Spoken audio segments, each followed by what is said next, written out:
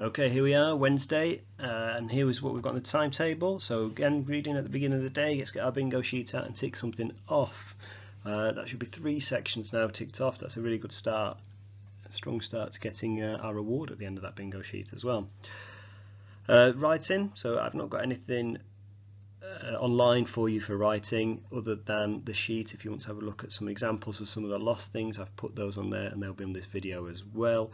I'd like you to design a lost thing, please. So start with a interesting item in your house or home around and make it into a strange creature that could be one of our lost things, and then we're going to label some bits which I'll talk about in the writing section of this video. So on bite size, they're looking at subtraction of 3-digit and 4-digit numbers for year 3 and year 4 today. There's some good activities on the website there and some tutorials. I've provided you a little video of how we do it in school with that expanded method again to make sure that we're getting it right.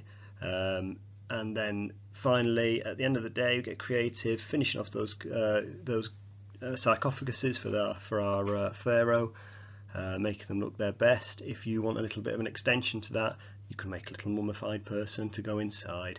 Some websites and videos online there to showing you how to do that and what you can use with action figures and dolls, or you could make your very own from scratch. And at the end of the day, we've got our creative bingo or an activity of your choosing there to do.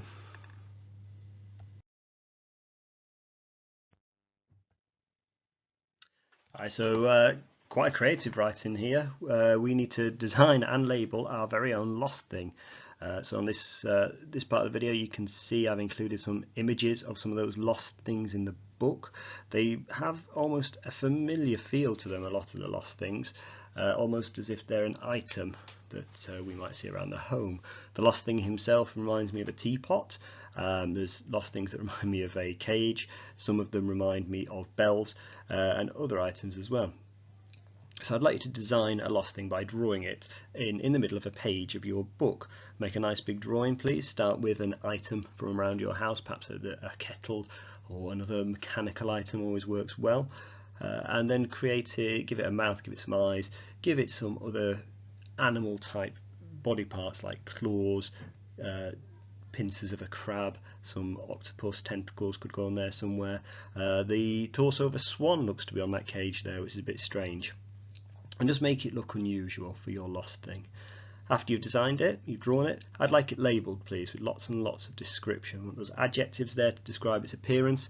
I want some verbs, please, just to tell me how it moves, and some adverbs in there just to give me that extra little bit of description. We want bits about its personality and what kind of creature it is. The lost thing himself seemed to very much enjoy eating those decorations. Maybe there's a strange thing that your lost thing likes to do. And then just to give you a little bit of an example of how weird and wonderful we can go, in the little black bordered picture there I've included, they are 3 mechanical fish that we made at my house, myself and the boys, as our lost things. They've travelled around having photos taken in very strange places for a story that we made. So the lost things can be very unusual, but also very familiar as well. So have fun with this and get some really good descriptions in, please. The more interesting those descriptions, the better. Okay, so maths now. We are moving on to subtraction of 2 numbers. Year 3 want 2 3-digit numbers and year 4 2 4-digit numbers. The processes are very similar, just got that extra step for year 4 for the 4th number. Right, so this is the subtraction method now. Nice and simple. We're going to work through our 1s, our 10s and our 100s, looking at the top value, and we're going to subtract the bottom value from it. So the first sum is 268, take away 135. Start with those 1s, so we've got 8 1s, take away 5 is 3. 6 10s, take away 3 10s, well that's 60, take away 30, which leaves us with 3 10s or 30. 200, take away 100, we know that 2 take away 1 is 1, so 200 take away 100 is 100. Nice and simple, and very much like the method that we'll all be used to using. Our final answer is 133 there. Look at how we're maintaining those columns, making sure all the 1s, the 10s and the 100s are together. Now this method can get a little bit trickier when we need to exchange some values. That will require us just to think about the value that's a little bit, that's 10 times bigger than the one we're working with. So we start with our ones. We've got 6 on the top. I'm going to subtract 7 from it. Now as soon as that value underneath is greater than the one on top, we know it can't be done without an exchange from the value that is 10 times bigger. So when we're working with ones, we're looking at exchanging some tens. I'm going to borrow one of these tens. So I'm going to take one of these tens. I had 5. Take one away, I'm going to have 4 left there, and put that 10 into the ones. So now instead of 6, take away the 7. I've got 16 ones, take away 7 ones. And we know that 16 take away 7 would leave us with 9 ones.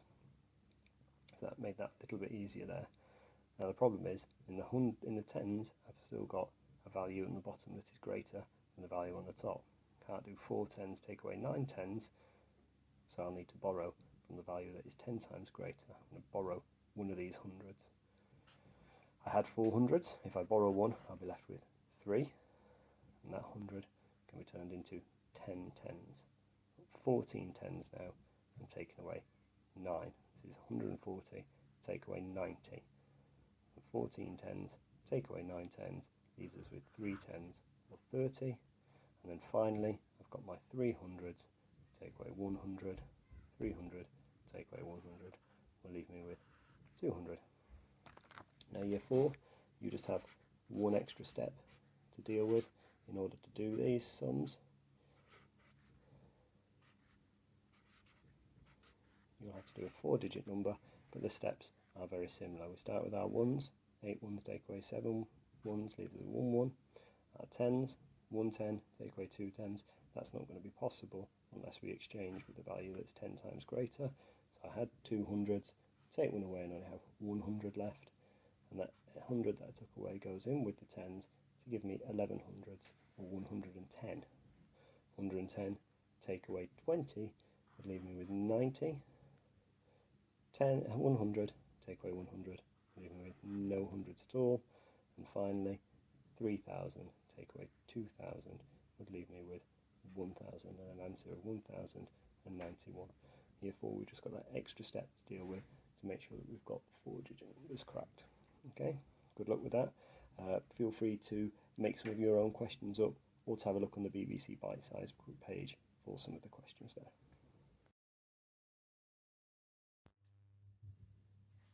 It's a bit of creativity in the afternoon now. So for topic, we're finishing off those sarcophagus designs and making them so that we've got them done. As I said earlier, you might even want to make a little mummified person to go in there with your pharaoh to put inside that sarcophagus. Have fun with that, and then we can get onto our creative bingo or any other creative activities that you have in mind for the afternoon.